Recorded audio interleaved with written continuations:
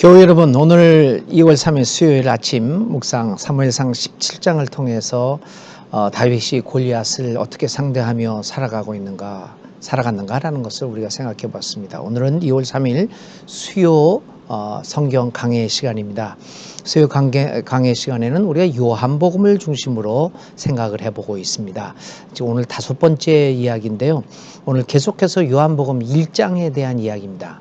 오늘 읽을 말씀은 요한복음 1장 35절부터 42절까지 있는 말씀입니다. 제가 세 번역으로 읽어보겠습니다. 35절부터입니다. 다음날 요한이 다시 자기 제자 두 사람과 같이 서 있다가 예수께서 지나가시는 것을 보고서 보아라, 하나님의 어린 양이다 하고 말하였다. 그 두 제자는 요한이 하는 말을 듣고 예수를 따라갔다. 예수께서 돌아서서 그들이 따라오는 것을 보시고 물으셨다. 너희는 무엇을 찾고 있느냐? 그들은 랍비님, 어디에 묵고 계십니까? 하고 말하였다. 예수께서 그들에게 대답하셨다. 와서 보아라. 그들이 따라가서 예수께서 묵고 계시는 것을 보고 그날을 그와 함께 지냈다. 때는 오후 4시쯤이었다. 요한의 말을 듣고 예수를 따라간 두 사람 가운데 한 사람은 시몬 베드로와 형제간인 안드레였다. 이 사람은 먼저 자기 형 시몬을 만나서 말하였다. 우리가 메시아를 만났다. 그런 다음에 시몬을 예수께로 데리고 왔다. 예수께서 그를 보시고 말씀하셨다. 너는 요한의 아들 시몬이로구나. 앞으로는 너를 게바라고 부르겠다. 게바는 베드로, 곧 바위라는 말이다. 함께 기도드리겠습니다. 하나님 아버지, 오늘 또 요한복음 1장에 있는 말씀을 통하여 주님을 생각합니다. 하나님의 뜻을 생각합니다. 하나님, 주님의 말씀을 우리가 좀 더 진지하고 정중하게 말씀들을 연구하고 또 생각하고 이해하고 깨닫게 하여 주시옵소서. 그래서 오늘도 이 성경 공부, 성경 강해에 주님의 성령의 임재하심을 간절히 간구합니다. 우리와 함께 하셔서 우리의 닫힌 눈을 뜨게 하시고 우리의 닫힌 귀를 열어주시고 닫힌 마음을 열어주셔서 주님의 말씀을 제대로 보고 듣고 마음으로 받아들이게 하여 주시옵소서. 예수님의 이름으로 간절히 기도를 드립니다. 아멘. 네. 자, 오늘 이 요한복음 1장 35절부터 42절에는 예수님께서 처음 제자를 부르시는 장면이 나옵니다. 아니, 부르신다는 표현보다는 제자들이 처음 제자가 되는 사람들이 예수를 따라가고 그 예수님께서 그들을 받아들이는 형식으로 첫 제자 그룹이 형성되어지는 장면이 오늘 1장 35절부터 42절 사이에 기록되어 있습니다. 사실 예수님의 이 땅 위에서의 짧은 생애에서의 많은 사역 중에 하나는 제자 양육이었습니다. 물론 병자를 고치고 여러 가지 이적들을 행하였지만 그 핵심에는 사람을 길러내는 것이 있었습니다. 예수님은 사실 이 땅에 오셔서 오늘 우리가 가지고 있는 이 교회라고 하는 조직체를 만들지는 않으셨습니다. 조직. 오르가니제이션이라고 하는 그 조직이 있잖아요. 제도적인 조직을 만드시거나 그것에 대하여 가르치지 않았습니다. 예수님은 하나님의 나라라고 하는 그 가치를 어떤 조직체나 제도로 가르치지 않고 하나의 삶의 양식처럼 운동으로 가르쳤습니다. 그걸 우리가 좀 더 어려운 말로 얘기하면 유기체적인 운동으로 하나님의 나라를 우리에게 가르쳐 주었습니다. 삶의 양식, 생명의 양식으로서, 생명이 살아가는 방법으로서 하나님 나라를 가르쳐 주었습니다. 그래서 주님은 하나님 나라를 위하여 어떤 직책들을 만들지 않았습니다. 뭐 사도라고 하는 그런 직책도 없었고요. 뭐 이런 직책을 만드시지 않고 제자들을 양육하셨습니다.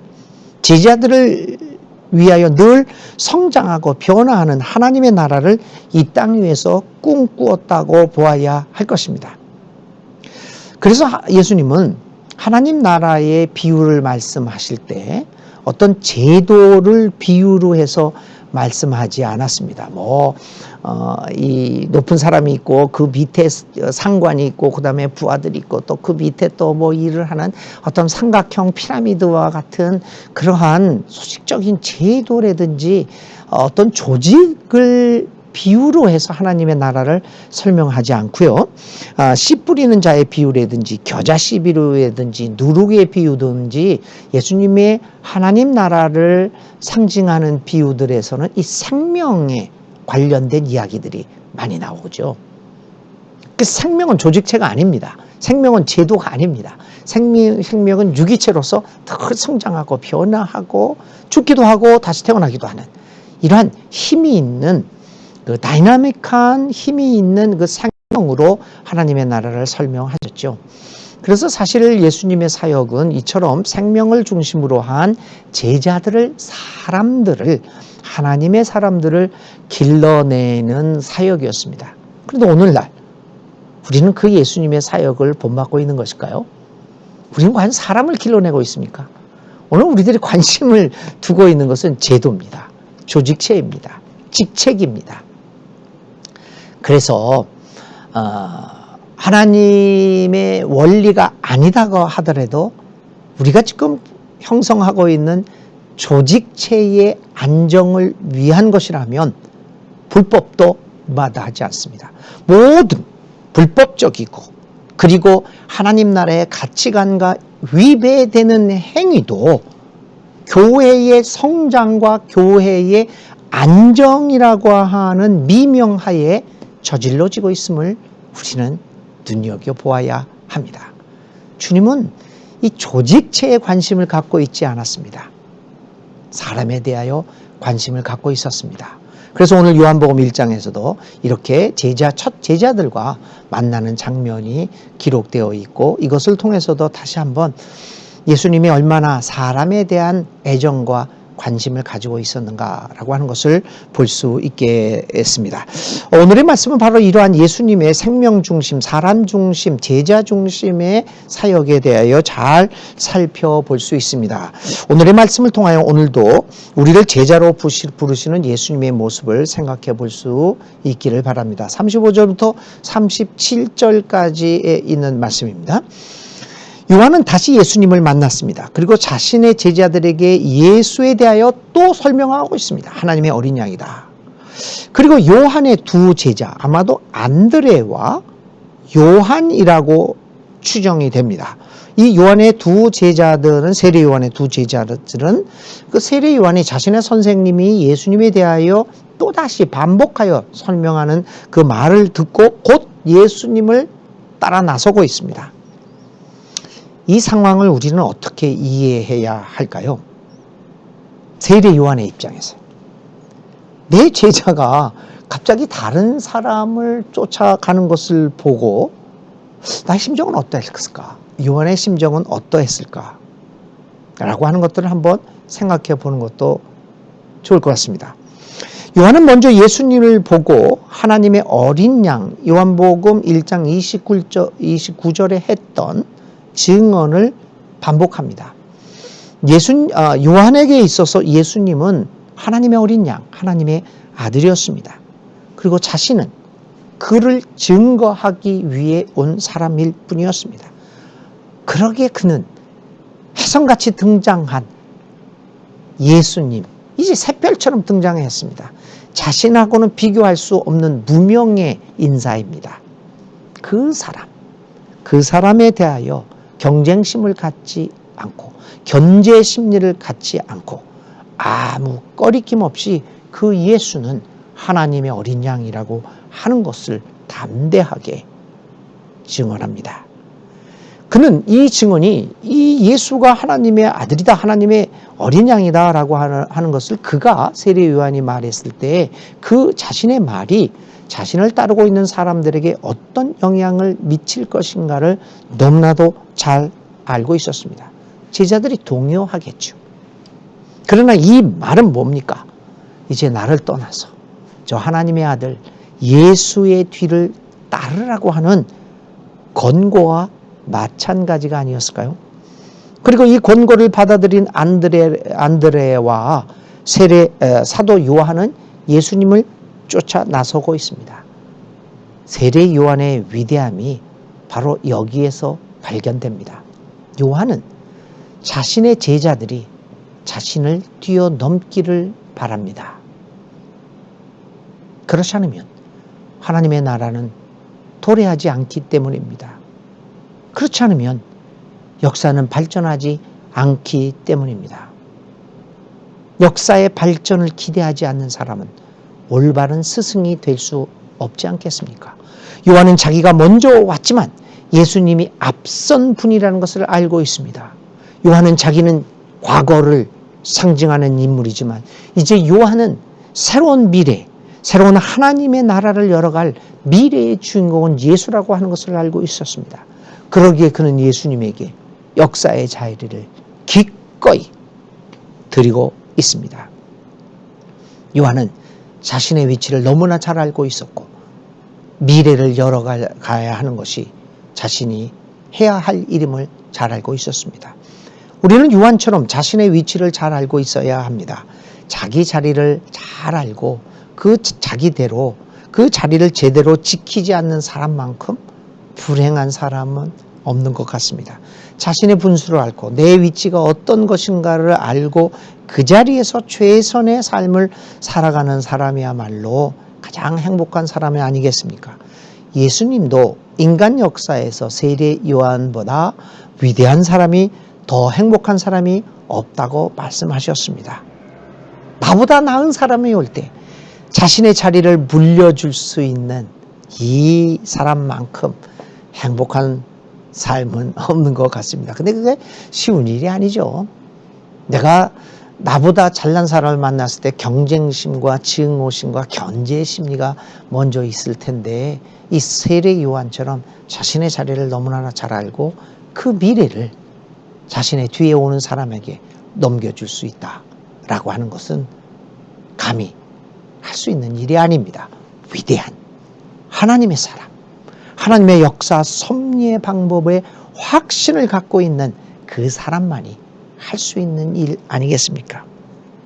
여러 가지 욕심이 많습니다. 우리 인간은요, 이러저러한 욕심이 있는데 그 중에 하나 가장 비참한 우리를 비참하게 만드는 욕심 중에 하나, 뭐 많은 욕심들이 다 그렇겠지만 그 중에서도 가장 중요한 무거운 피해야 할 욕심이 노욕입니다.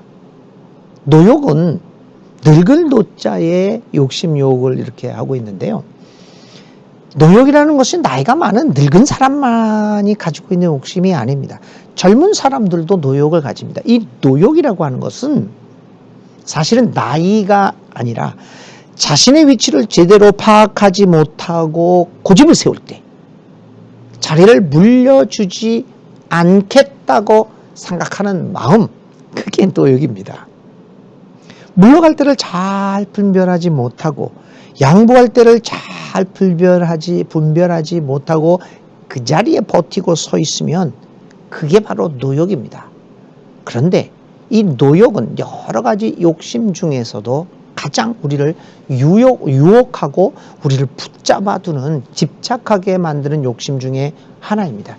그런데 이 노욕은 우리의 삶을 가장 초라하게 만드는 욕심 중에 하나입니다.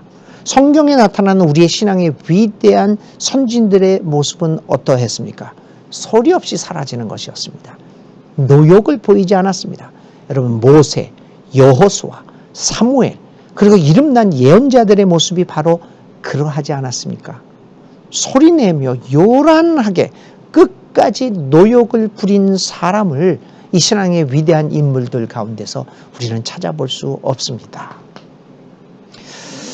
이러한 그 세례 요한의 이 모습은 오늘 우리들에게 하나님의 사람이 살아가는 모습이 무엇인가를 다시 한번 가르쳐주고 있습니다. 자, 이 요한의 두 제자 안드레와 요한은 그래서 요한을 떠나 예수님을 따라갑니다. 이 모습을 우리 한번 생각해 볼까요? 배반하는 것 같습니다. 자신의 스승을 배반하고 다른 스승을 따라갑니다. 이것을 우리는 배반이라고 부를 수 있을까요? 그렇지 않습니다. 먼저 두 제자는 스승의 권고에 따라 예수님을 따라 나섭니다. 그리고 그들은 성숙한 단계로 나서기 위한 발걸음을 용감하게 내딛고 있습니다. 어찌 그들에게 이 요한과 안드레에게 갈등이 없었겠습니까? 그들은 요한을 떠나가야 하는 갈등을 가슴에 떠안고 성숙의 단계를 향하여 나아가고 있습니다. 오늘 우리에게 이러한 성숙을 향한 걸음을 내딛는 결단이 있어야 합니다. 신앙은 성숙해야 합니다. 다음 단계로 나아가야 합니다. 언제까지 우리는 옛 스승에 매달려서 살아가야 합니까? 그래서 바울은 그걸 가지고 뭐라고 그랬냐면, 언제까지 여러분 몽학선생, 소경이 소경을 인도하는 것 같은 그 몽학선생에게 매달려 있겠습니까? 언제까지 어린아이의 모습에 매달려 있겠습니까? 이제 나아가야 합니다. 라고 얘기를 합니다. 우리는 우리의 아이들이 자라지 않으면 걱정을 합니다. 우리 모든 부모님들이 뭐 성장판이 다치기 전에 아이들의 키가 커야 한다. 뭐 키뿐만 아니라 아이들의 지식이 자라고 아이들의 지성이 자라고 모든 것들이 아이들이 성장하기를 바랍니다. 근데 아이들이 성장하지 않으면 다 걱정을 합니다. 그런데 우리들이 믿는 사람으로서, 신앙을 하는 사람으로서 걱정하지 않는 게 있습니다. 신앙의 미성숙에 대해서는 그리 걱정하지 않는 것 같습니다. 10년 전, 20년 전, 아니 5년 전의 신앙의 모습과 오늘의 신앙의 모습을 한번 비교해 봅시다. 발전이 있었습니까? 이러한 아직도 성서를 이해하고 해석하는데 수십 년 전, 아니면 몇 년 전, 초등학교 때, 주일학교 때 배웠던 그 세계관으로 아직도 성서를 그렇게 이해하고 있지는 않습니까? 초등학교 때 가지고 있었던 세계관과 그 세계관을 가지고 성서의 말씀들을 이해했습니다. 뭐 그럴 수밖에 없죠. 어린아이들에게 그 성경의 진리를 설명하고자 하면 그 아이들이 가지고 있는 세계관이라고 하는 틀을 가지고 설명할 수밖에 없을 것입니다. 그러나 그것이 성장하게 되면 그 세계관이 달라지게 됩니다. 그럼 거기에 맞춰서 성경의 진리를 해석하고 가르쳐줘야 합니다. 또 그리고 그렇게 받아들여야 합니다. 그런데 오늘 우리는 어떻습니까? 안타까운 현실은 수십 년을 교회를 다니고 성경을 읽었는데도 예를 들면 창세기 1장과 2장을 이해하는 이해의 틀이 주일학교 때, 초등학교 때 배웠던 그 틀에서 대부분의 사람들이 벗어나지 못하고 있다고 하는 안타까운 사실을 우리는 경험합니다. 요한과 안드레, 세례 요한의 제자는 하나님의 어린 양 예수를 보고 그를 향해 나갑니다. 세례 요한을 떠납니다. 그리고 새로운 스승, 미래를 열어주는 하나님의 아들 예수를 쫓아 나갑니다. 우리 기도의 내용을 살펴봅시다. 주일학교 때 했던 기도의 내용이 오늘 우리들의 기도의 내용과 얼마나 달라져 있는가.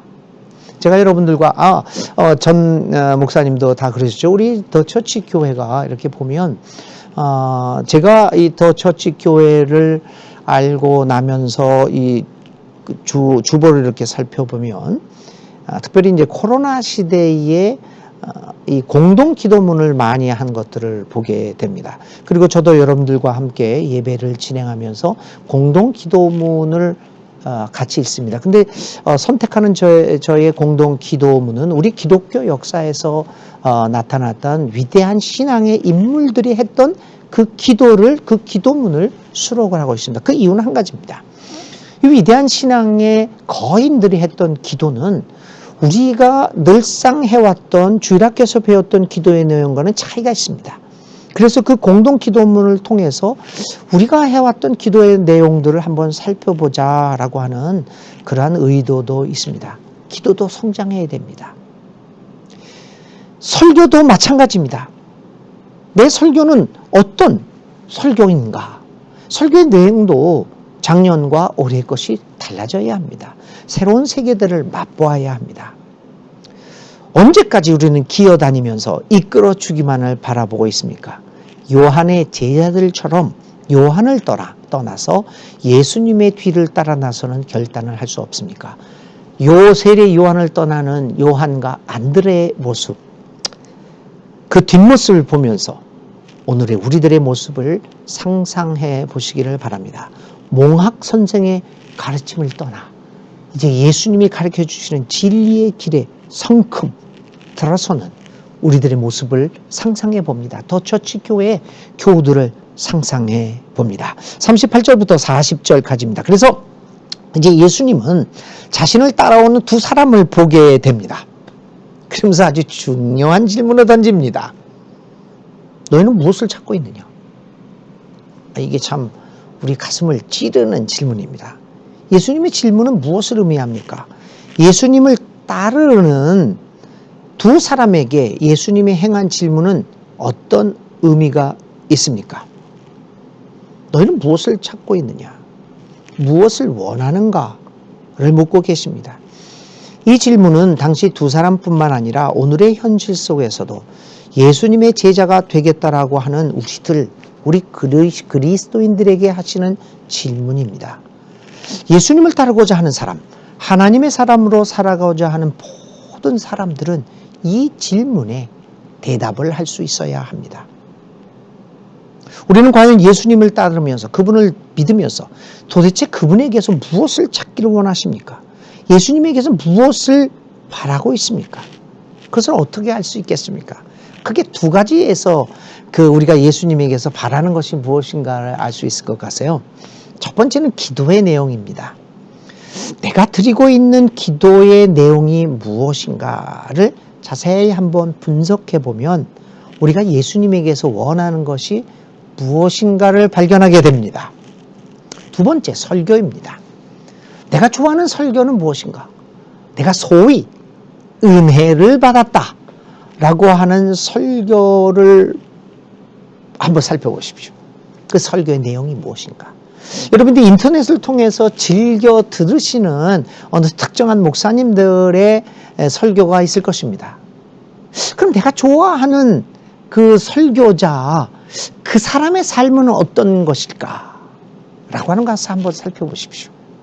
그러면 대강 내가 의식하지는 못했지만 어쩌면 내가 예수님을 따르면서 원하고자 하는 것이 이것이었구나 라고 하는 것을 한번 분석해 보실 수 있습니다. 대부분 기도와 좋아하는 설교의 내용에 내가 좋아하는 것이 포함되어 있습니다.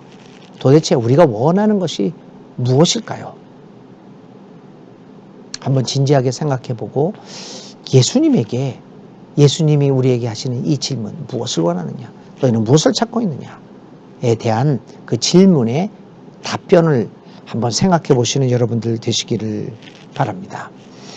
제자들은 예수님의 질문을 받고 예수님에게 되묻습니다. 무엇을 찾고 있느냐? 그러니까 아마 이 제자들은 답이 없었겠죠. 그래서 제자들이 이 두 사람이 예수님에게 질문합니다. 선생님이 묻고 계시는 것이 어디입니까? 정말 저는 사도 요한과 안드레의 이 답변이 굉장히 솔직하고 정직한 답변이라고 생각합니다. 제자들은 예수님을 따르고 그분의 제자가 되기 위하여 예수님이 도대체 어디서 사는 곳인가, 어떤 분인가를 알아야 했습니다. 그래서 묻습니다. 예수님이 묵고 계시는 곳이 어디입니까? 예수님의 생활을 알아야, 그래야만 예수님의 제자가 되었을 때 무엇을 내가 찾고 있는가를 알 수 있지 않겠습니까? 예수님의 거하시는 곳, 그의 생애를 알지 않고서 어찌 우리가 예수님의 제자라고 말할 수 있을 것입니까? 예수님의 모습, 예수님의 거동, 예수님의 생각, 예수님의 사상, 예수님의 느낌, 그분의 슬픔, 그분의 기쁨, 애통함, 그분의 가슴앓이, 어쩌면 그분이 살아가시면서 받았을 수도 있을 상처, 그분의 가치관 등등 예수님의 거처를 보지 않고서는, 예수님의 살아가는 모습을 보지 않고서 어찌 우리가 예수님의 제자로 살아갈 수 있단 말입니까? 그래서 저는 이것에 대해서 이 사도 요한과 그 안드레의 답변이 굉장히 솔직한 답변이라고 생각합니다. 오늘 우리들이 예수님을 믿고 따르고 예수님에게 도대체 무엇을 찾을 수 있을까라고 하는 이 질문에 답변하기 위해서는 먼저 우리가 해야 할 일이 예수님이 누구인가, 예수님이 어떤 분이신가라는 것에 대하여 생각해 봐야 합니다. 물론 여러분이 예수님이 누구신지를 너무나 잘 알고 있습니다.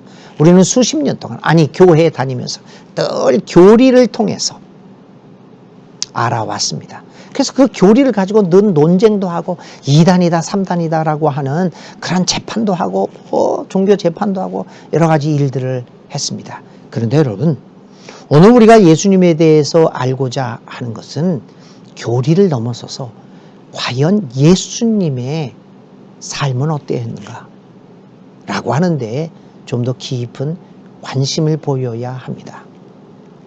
역사적으로 예수님이 어떤 일들을 하셨는가? 그래서 이 질문은 예수님이 어떤 분이신가라고 하는 형이상학적인 철학적인 질문을 넘어서서 예수님은 도대체 무엇을 하셨냐라고 하는 실천적인 질문으로 넘어가야 합니다.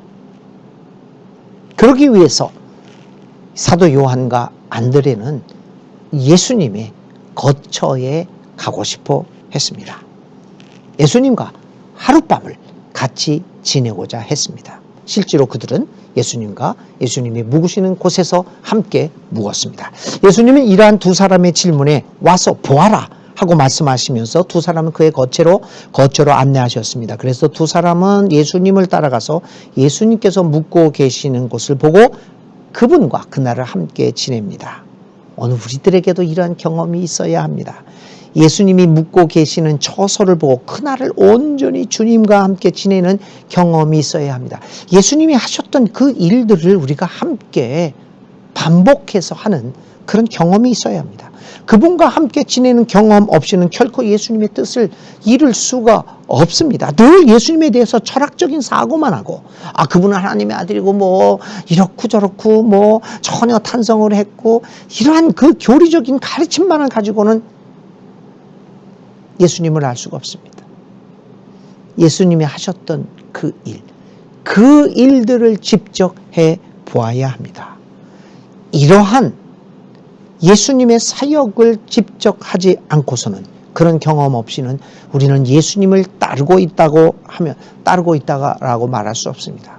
따른다고 하면서도 우리의 상상 속에 있는 예수님을 따르게 될 그런 위험성이 있습니다. 어쩌면 예수님을 믿는다고 하면서도, 예수님의 제자로 살아간다고 하면서도 예수님의 살아가는 방법과는 전혀 다른 엉뚱한 일을 하면서 살아가게 되는 오류를 범할지도 모릅니다.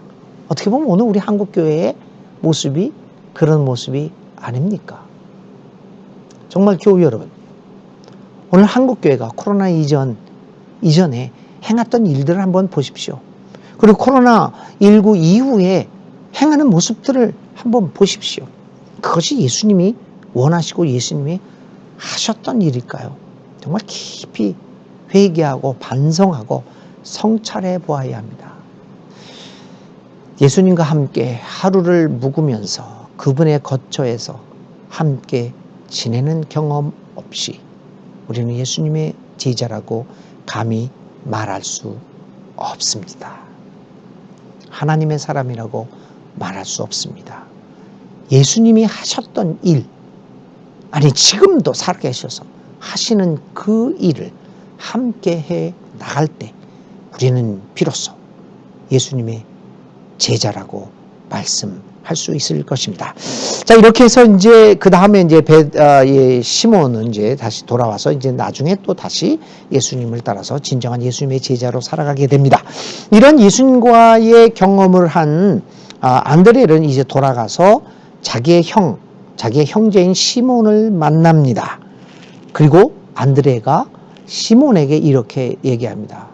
형제요, 내가 메시아를 만났다.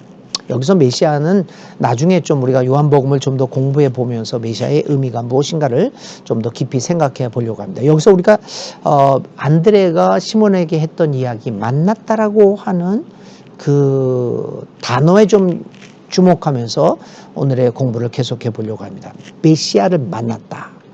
우리는 보통 만났다라고 하는 단어는 한국말에서는 그냥 한 가지 단어로 쓰이는데요. 예, 제가 저의 언어 중에 하나인 스페인어에서도 만났다라는 말이 크게 두 가지 의미로 쓰입니다. 기본적으로요. 헬라어에서도 마찬가지입니다. 두 가지 단어가 만났다라는 의미로 쓰입니다. 만났다, 첫 번째 만났다라고 하는 단어는 의도가 없이 그냥 만난 겁니다. 우리 여기서 뭐 지나가다 만나기도 하고 전화를 걸어서 만나기도 하고 하여튼 별 의도 없이 그냥 만나는 그냥 일상적인 의미로서의 만남입니다. 두 번째 만남은 의도적인 만남입니다. 애써 만나려고 하는 만남을 또 헬라어는 다른 단어로 쓰고 있습니다. 안드레의 오늘 이 만났다라고 하는 표현은 바로 두 번째 의미, 애써 찾는 만남을 의미합니다. 안드레는 예수님을 만납니다. 참 진리를 만나기 위해서 그는 애써 찾아다닙니다. 그래서 세례 요한의 제자가 됐는지도 모릅니다. 그래서 세례 요한이 예수님을 바라보면서 하나님의 어린 양이다라고 하는 말을 듣고 또 예수님을 만나러 찾으러 간 것인지도 모릅니다. 애써 구하는 사람에게 진리는 그 모습을 드러냅니다. 배울 필요 없고 이대로가 편하고 행복하다고 믿는 사람에게 진리는 그 모습을 결코 드러내지 않습니다. 두드리는 사람에게 문은 열리고 찾는 사람에게 찾아질 것이고 구하는 사람에게 구해질 것입니다. 이런 애써 찾는 만남이 없는 사람은 현상유지도 못하고 퇴보하게 됩니다. 여러분, 오늘 우리에게 예수님을 알고자 하는, 진리를 추구하고자 하는 그 열망이 있습니까? 애써 찾는 그 만남에 대한 그런 노력, 애씀이 있습니까? 메시아를 만나고자 하는 그 의도가 있습니까? 제자란 이처럼 열망과 의도적인 만남을 위하여 애쓰는 사람들입니다. 요한복음 14장 6절이죠. 우리가 너무나 잘 알고 있는 말씀이잖아요. 예수님이 뭐라고 제자에게 얘기를 하냐면 나는 길이요 진리요 생명이다. 이렇게 얘기를 했습니다. 사실 근데 이 예수님은 자신에 대하여 이야기하면서 길, 진리, 생명이라는 이 단어를 쓰였어요. 근데 사실 이게 세 개로 이야기하신 게 아닙니다. 나는 길이다라고 하는 걸 얘기하신 거죠. 그리고 뒤에 나오는 진리와 생명이라는 두 단어는 형용사격으로 우리의 언어의 형용사처럼 길이라는 것을 수식하는 단어입니다. 그러니까 나는 길은 길인데 어떤 길이냐? 진리에 이르게 하는 길이다. 생명에 이르게 하는 길이다. 그래서 이것을 우리가 풀었으면 이렇게 합니다. 나는 진리의 길이다. 나는 생명의 길이다. 나를 통하지 않고서 나의 길을 걸어가지 않고서 진리와 생명의 길인 나를 걸어가지 않고서 아버지께로 올 자가 없다. 얘기하는 겁니다. 근데 여기서 중요한 것은 예수님이 자기를 길이라고 표현한 겁니다. 길이란 어떤 게 길입니까? 가야만 하는 거 길입니다. 길이라고 하는 것은 오늘 우리 현대 사회에서 이야기하는 도로하고는 다른 의미입니다. 이건 길입니다. 내가 직접 가야 하고 길은 내가 찾아야 하고 길은 내가 만들어 가야 합니다. 도로는요, 이정표만 보고 나아갑니다. 요즘에 이정표도 안 보죠. 내비가 얘기하는 대로 그대로 따라만 가게 됩니다. 뭐 이것저것 생각할 필요가 없습니다. 고생할 필요도 없습니다. 그저 내비가 얘기하는 대로 가는 거죠. 여기서 예수님이 길이라고 얘기한 것은 내비의 지시대로 갈 수 있는 그러한 도로가 아닙니다. 길입니다. 내가 직접 가야 합니다. 길을 찾고자 하는 애씀이 있는 사람에게 진리와 생명의 세계가 열린다는 의미입니다. 그런 의미에서 예수님은 진리의 길, 생명의 길입니다. 안드레는 이처럼 애써 찾고자 했기에 그는 메시아를 만났습니다. 그리고 그렇게 만난 메시아를 오늘 자기의 형제 베드로에게 소개합니다. 이렇게 진정으로 만난, 애쓰고 찾는 가운데 만난 진리를 소개받은 시몬 베드로는 거기에 즉각 반응을 합니다. 그리고 예수님을 찾아갑니다. 여러분, 오늘 우리가 예수 그리스도의 복음을 전파하고자 할 때 정말 내가 그 예수님을 만난 것을 진정 구도의 길에서 만난 것일 때 오늘 우리가 전하는 예수님의 그 복음의 말씀이 듣는 사람들에게 감동을 줍니다. 그 듣는 사람들이 우리가 전하는 말씀에 반응하게 됩니다. 요한복음 4장에 또 이런 말씀이 나오죠. 사마리아 우물가의 여인이 예수님을 만납니다. 그래서 여러 가지 대화를 통해서 그녀는 예수님이 참 진리인 것을 깨닫습니다. 메시아임을 깨닫게 됩니다. 그래서 그녀는 물동이를 버려두고 마을로 들어갑니다. 그리고 마을 사람들에게 외칩니다. 내가 메시아를 만났다. 여기서도 만났다는 애써 찾음의 만남입니다. 그러니까 마을 사람들이 거기에 반응을 해서 다들 뛰어나오지 않습니까? 애써 찾고자 해서 만난 그 만남의 진리는 힘이 있습니다. 오늘 우리가 그런 애써 만난 진리가 아니라 오늘 우리는 보통 교리다. 그냥 교회에서 가르치는 것, 외워서 하는 것, 그건 마치 내비가 얘기해주는 도로를 갔던 모양처럼 만났던 진리, 이 진리였기에 힘이 없습니다. 안드레는 메시아를 만났습니다. 오늘 우리에게도 이러한 메시아를 만나는 경험이 있으면 얼마나 좋겠습니까? 오늘 하루도 진리와 생명의 길이신 예수님의 그 길에서 애써 찾아 힘쓰는 여러분들, 우리 모두가 되기를 간절히 바랍니다. 자, 그래서 이제 베드로는 안드레의 소개를 받아서 예수님을 만나고 예수님과의 또 귀한 경험을 하게 됩니다. 여기서 예수님은 이제 아마 베드로를 제자로 받아들였나 보죠. 그런 과정들은 다 생략이 되고 이제 예수님이 베드로를 제자로 받아들이면서 첫 번째 한 일은 뭡니까? 이름을 바꿔줍니다. 너는 시몬이었구나. 근데 이제 너에게 이름을 다시 주겠다. 게바라고 하는 이름을 주겠다. 너는 요한의 아들 시몬이지만 이제는 너를 게바, 베드로, 반석이라고 부르겠다라고 이야기하고 있습니다. 이제 시몬에게 새 이름을 주고 있습니다. 이름을 준다라고 하는, 이름을 바꾸는 것의 의미, 예수님의 제자가 되면서 이름이 바뀌어진 경험은 어떤 의미를 줄 수 있을까? 여러 가지 의미를 줄 수 있지만은 이름이라고 하는 것은 히브리 사람들에게, 이스라엘 사람들에게 이름은 자기의 삶 전체를 얘기하고 있습니다.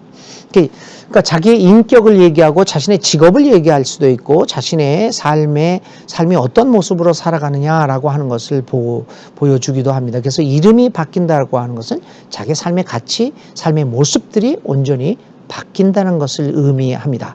예수님의 제자가 된다는 것은 이처럼 이름이 바뀝니다. 나의 삶의 가치관이 바뀌는 겁니다. 지금까지 내가 가장 소중하게 여겼던 우선 가치관들의 우선순위가 바뀌어지게 되는 것을 의미하게 됩니다. 두 번째, 누가 나에게 이름을 준다 라고 하는 것은 무슨 의미일까요? 예전에는요, 이름을 주어준다로 하는 것을 소유권이라고 하는 면에서 생각을 했어요. 내가 이름을 주어주니까 이건 내 거다. 그래서 그 창세기 2장에 아담이 동물들의 이름을 하나하나 지어주지 않습니까? 그래서 예전에 그거 어떻게 해석을 했냐면, 이름을 주어지니까 이 아담이 그 동물들에 대한, 사람이 동물들에 대한 관리권, 그러니까 지배권이 확정된 것이다. 그래서 우리가 만물의 영장 아닙니까? 이 동물들을 다스려야 되지 않습니까? 그래서 이름을 주어지는 것은 지배권을 확립하는 것이다. 그래서 이렇게 베드로에게 이름을 지어줬을 때 어떻게 생각하냐면은 예수님이 주인이다. 그러니 예수님에게 순종하면서 살아가야 된다라고 하는 의미로 이름을 주어줬다라고 생각하기도 했습니다. 물론 이것이 다 부정적인 것은 아닙니다. 맞습니다. 주님은 글자 그대로 우리의 주인이십니다. 그래서 그분에게 순복하고 순응하면서 살아가야 하는 것 틀림없습니다. 그런데 여러분, 창세기나 여기에서 이름을 그분이 우리에게 주님이 지어줬다라고 하는 것은 지배권을 확립하는 것을 넘어섭니다. 오늘 우리는 이름을 주어진다는 것은 지배권에 대한 확립이 아니라 너와 내가 친밀하다. 너와 나는 인격적인 관계가 된다라고 하는 의미를 가지게 됩니다. 여러분, 강아지들이요, 지나가는 들개, 떠돌이 개를 보고 여러분 이름을 부르십니까? 이름을 지어주십니까? 안 지어주십니다. 여러분들이 집에서 기르고 있는, 여러분들과 함께 삶을 나누고 있는, 함께 동행하는 반려견들에게는 이름을 지어주십니다. 이름을 지어주면 사랑의 관계가 됩니다. 이름을 지어준 그 강아지를 여러분 보신탕으로 먹겠습니까? 저는 보신탕 전혀 안 먹는 사람이지만, 또 먹어서도 안 된다고 생각을 하고 있지만, 잡아 잡수겠습니까? 잡아 먹을 수 없습니다. 내가 이름을 지어줬기 때문에 이름으로 부르는 대상이 되었습니다. 인격적인 관계가 되었습니다. 서로 존중하면서 서로 고이 귀히 여기면서 살아가는 사랑의 존재가 되었습니다. 예수님이 시몬에게 게바라고 하는 이름을 붙여준 것은 그런 의미입니다. 이제 너와 나는 친구의 관계다. 우리는 친밀한 관계다. 스승과 제자의 관계는 상하의 관계가 아닙니다. 친밀한 관계입니다. 하나님과 우리는 물론 하나님 아버지는 우리와 전적으로 다른 존재입니다. 그럼에도 불구하고 하나님은 우리를 친구로 받아주십니다. 자녀로 받아주십니다. 친밀한 관계로 불러주십니다. 그러므로 예수님의 제자가 되어 하나님의 사람으로 살아간다는 것은 삶의 가치관을 변화시켜 주님과 늘 동행하면서 친밀하게 살아감을 의미합니다. 이제 사도 요한, 안드레, 베드로는 예수님의 제자가 됩니다. 새 이름을 부여받습니다. 이제 그들은 예수님과 동행하면서 새로운 삶의 양식을 채택하고, 그리고 예수님과 친밀하게 동행하면서 살아갑니다. 오늘 우리들도 그러한 삶을 살아가야 합니다. 주님의 은혜가 여러분들과 함께 하시기를 간절히 기도드립니다. 우리 함께 기도드리겠습니다. 하나님 아버지 감사합니다. 오늘 예수님이 첫 제자들을 만나는 장면을 통해서 오늘 우리들과의 만나는 장면을 생각해 보았습니다. 우리도 예수님의 진정한 제자가 되어 살아가게 하여 주시옵소서. 예수님의 이름으로 기도를 드립니다. 아멘. 네, 오늘도 하나님의 은혜 가운데서 잘 또 행복하고 건강하게 하루를 마감하고 또 편안한 휴식을 취할 수 있는 여러분들 되시기를 바랍니다. 항상 건강하고 또 내일 이른 아침에 사무엘상으로 여러분 반갑게 만나겠습니다. 안녕히 주무십시오.